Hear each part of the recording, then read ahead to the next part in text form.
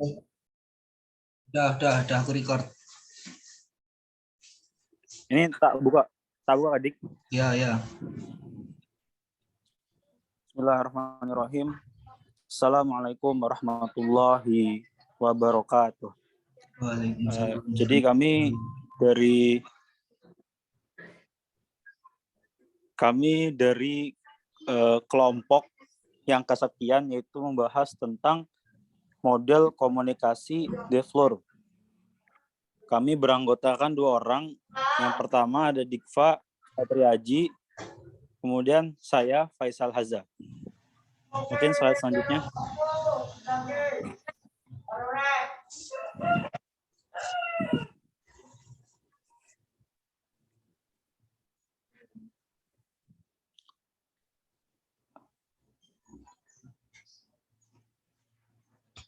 Udah slide selanjutnya, Dik. Ya, ini ntar jaringanku nge-lag. Oh, oke.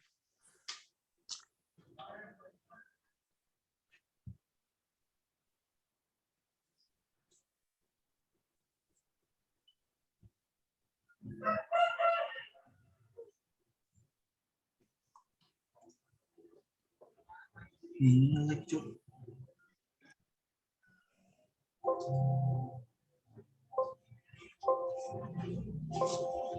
Ini nggak bisa digeser, sumpah.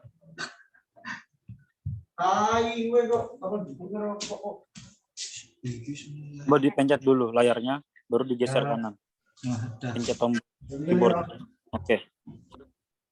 Jadi bahasan pertama yaitu definisi model komunikasi Devlor. Slide selanjutnya. Nah, kita harus tahu apa sih model komunikasi Devlor itu. Jadi model komunikasi ini itu dirumuskan oleh seorang peneliti yang bernama Melvin Lawrence Devlor. Jadi nama model komunikasi ini diambil dari nama belakang beliau pada tahun 1966.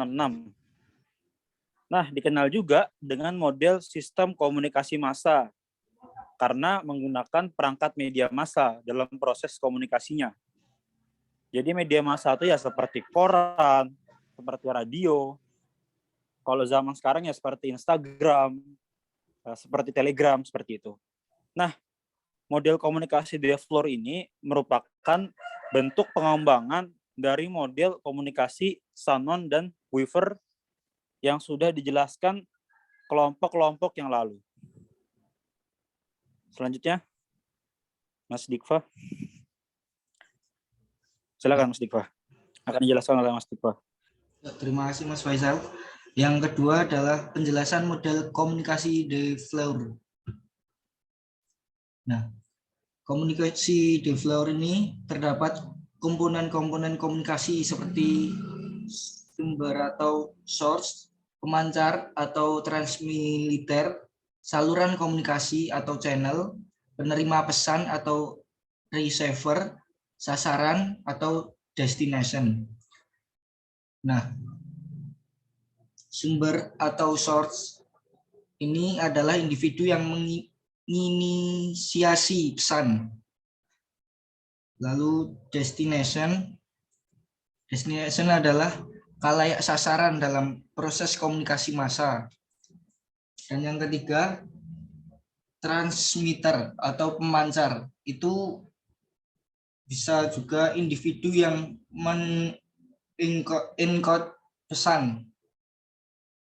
Lalu mass medium device atau perangkat media massa itu adalah macam-macam media komunikasi yang digunakan dalam proses komunikasi massa seperti media massa cetak dan elektronik.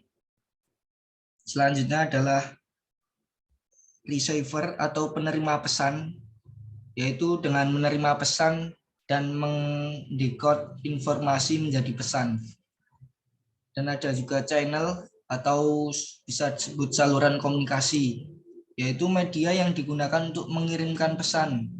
Maksudnya yang media seperti WhatsApp atau yang lainnya lah. Selanjutnya adalah feedback device atau perangkat umpan balik, perangkat yang membantu sumber menganalisa khalayak sasaran sebagai bagian yang terpisah dari penerima. Selanjutnya adalah noise atau gangguan, segala sesuatu yang dapat mengganggu atau mendistorsi akurasi pesan. DeFleur secara bahasa sederhana mengembangkan model komunikasi Shannon dan Weaver dengan memasukkan perangkat media massa dalam proses komunikasi massa dan masyarakat, menyarankan bahwa proses komunikasi adalah sirkuler yang ditandai dengan adanya umpan balik dua arah. Nah, itu. Terus proses komunikasi massa, sumber source yang bermaksud mengkomunikasikan sesuatu hal kepada sasaran penerima destination, pertama-tama akan terlibat dalam proses pengolahan atau pembentukan simbol-simbol pesan dengan transmitter sehingga menghasilkan suatu pesan yang bermakna.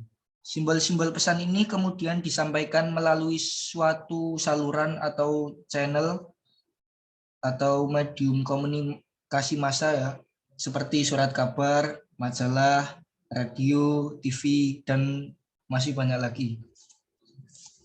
Pihak penerima receiver menerima simbol-simbol pesan tersebut melalui alat penerima tertentu. Pihak penerima dalam menerima pesan tersebut juga terlibat dalam proses pengolahan, pengertian makna pesan, dan kemudian bertindak menjadi sumber informasi atau source. Membentuk simbol-simbol pesan tanggapannya melalui transmitter.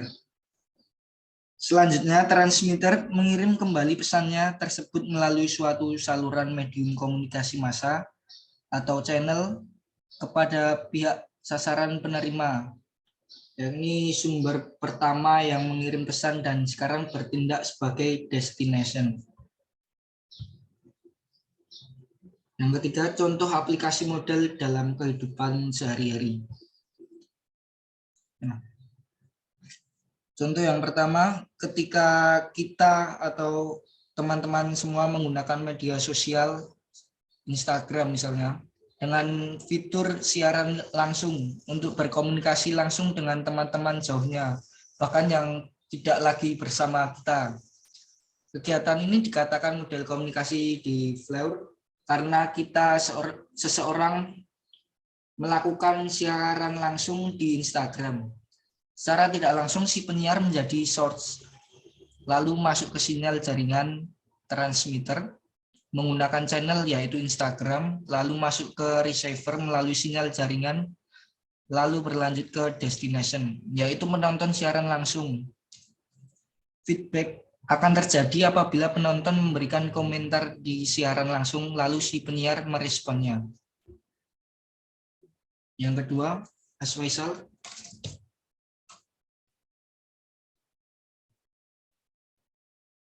Halo, Mas Faisal.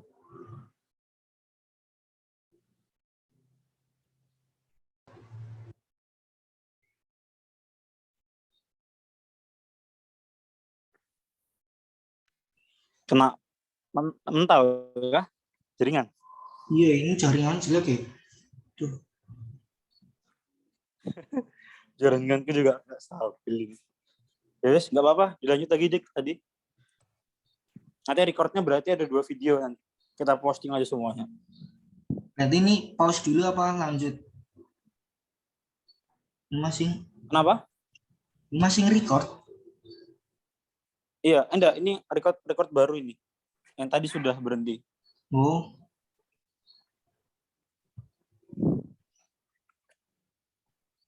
Ini saya screen lagi, baru di-record lagi.